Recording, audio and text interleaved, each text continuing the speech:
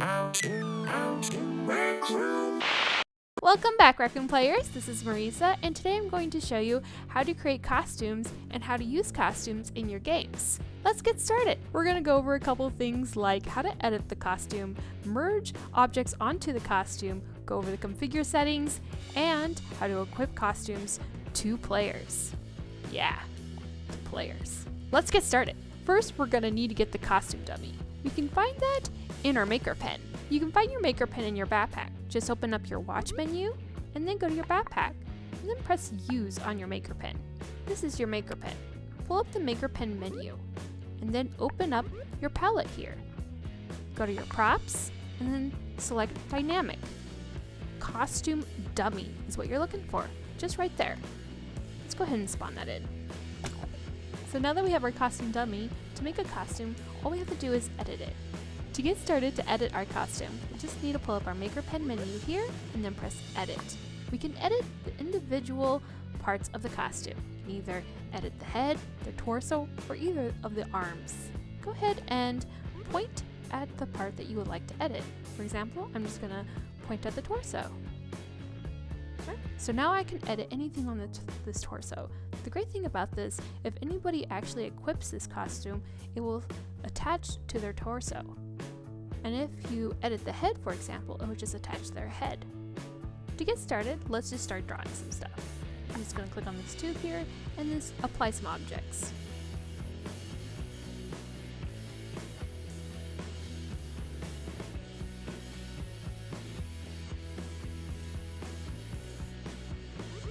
I'm going to go ahead and scale this down.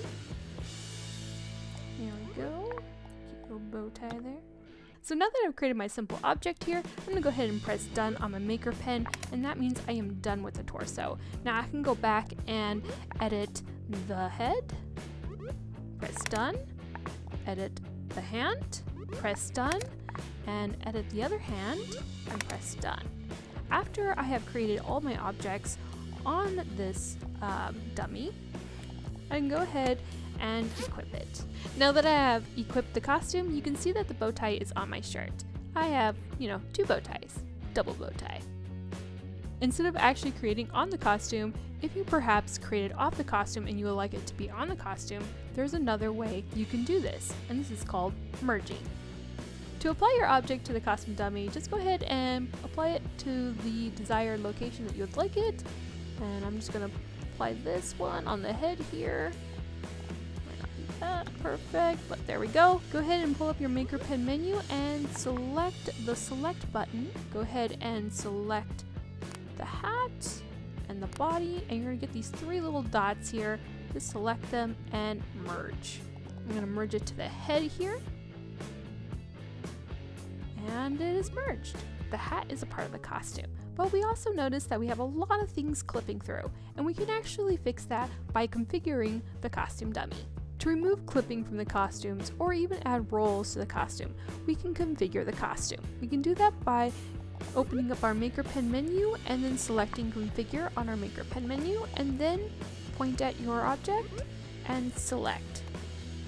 When configuring the costume dummy, we have several different options here. We can add a roll to our costume. So let's say a player comes into our room, tries on the costume, they'll have the ability to have that roll. In this case, I'm going to choose wall run, so they'll be able to run all over my map. However, I'm not going to go over roles in this tutorial, but I'll list it in the link below. You can also remove roles once unequipped, so you can either choose to have the role remain on the player, or you can remove the role after they unequip the costume. Here are some other nifty options here. You can hide the head items, the body items, the left hand, or the right hand. So let's just say I had this flower in my hair and was clipping through my hat. Then go ahead and hide those items so it will no longer clip through the hat. I'm also going to hide the body of my shirt so I no longer have to see that. I also can show equip UI. So once I select that, you can now have the UI pop up so the players can now equip the UI here. I can go ahead and deselect that and hide that so now players can't actually put on the costume. We also have play equip sounds. You can deselect that if you just don't want players to hear the equip sound. That means that I don't have any avatar items clipping through my hat here. When you remove the shirt from the avatar when wearing the costume, this is what you're gonna get. One of the best things about the costume dummy is now you can actually apply costumes directly onto the player during a game or simply just walking through a trigger zone. Let's just say when a player enters into our room, we want to assign them a costume. Well, we can do that by using a trigger zone. This is just a simple way that we can do that. Let's go ahead and open up our Maker Pen menu here, open our palette, let's go to gadgets, go to other gadgets here, and then we're gonna go to the second page and select trigger volume. Here's our trigger volume. Go ahead and place that there. I'm gonna go ahead and scale this a bit.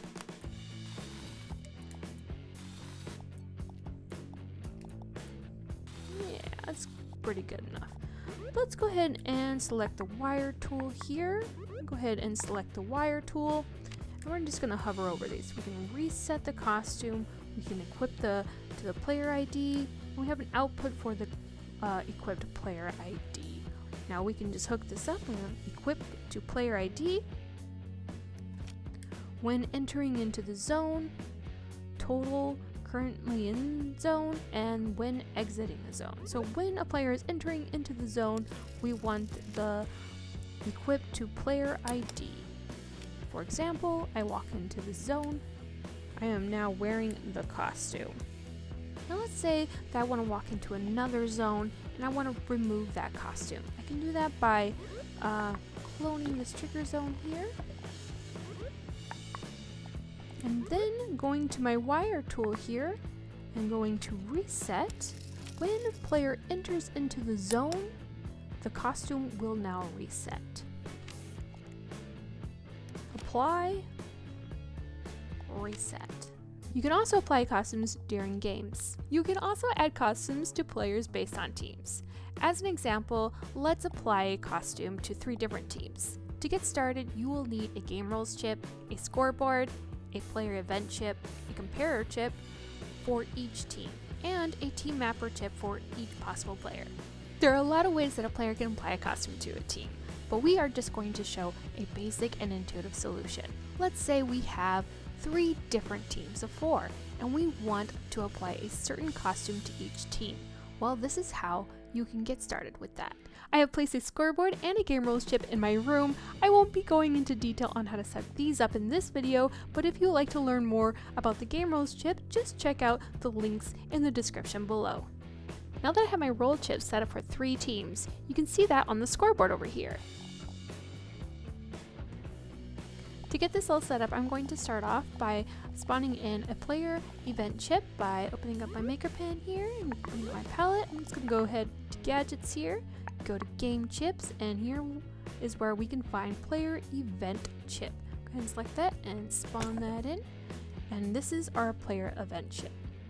When a player joins or switches teams, this chip will send a signal to the next chip. So the next chip that we're going to need is a comparer chip. We can find our comparer chip by opening up our Maker Pen menu, then our palette, then going to gadgets. Let's go to math chips there and select comparer chip. Boom. We're going to need to configure this and adjust some of the settings. Let's go ahead and open up our Maker Pen menu and then select configure. Then select on your chip.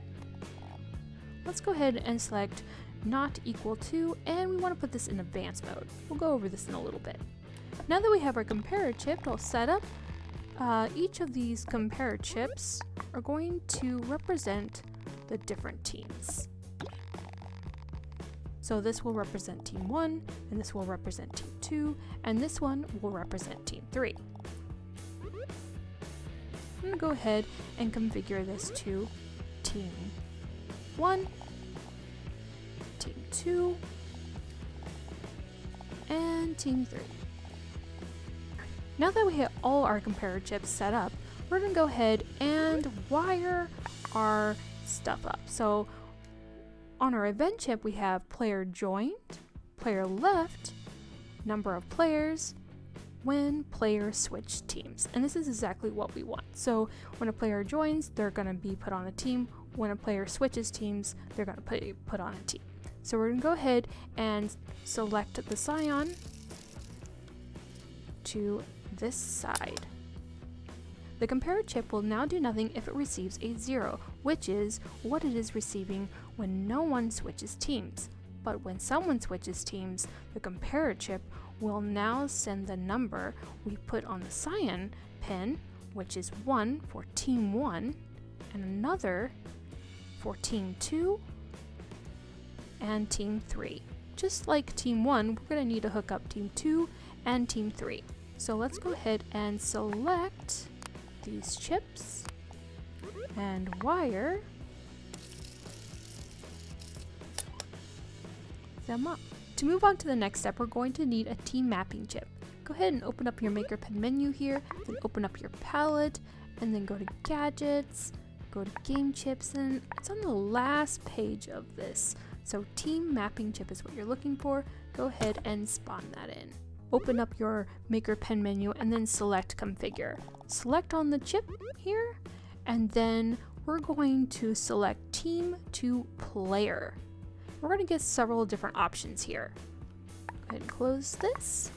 Alright, let's go take out our wire tool here and let's go over these. So this is the team, this is the index, and this is the player.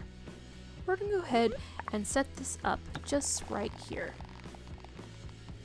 When someone switches teams, the compare chip will receive a signal that is not a 0.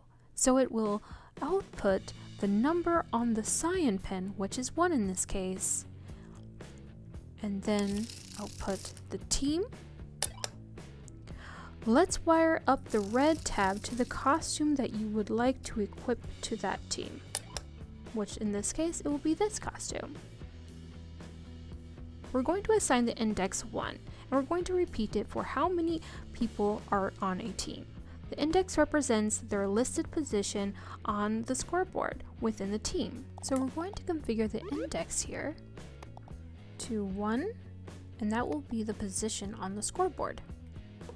Alright, so team 1 has 4 different players. So team 1 with player 1, player 2, player 3, and player 4 will all be assigned a costume under team 1, and all of team 2 will also have assigned costumes, and team 3 will also have assigned costumes.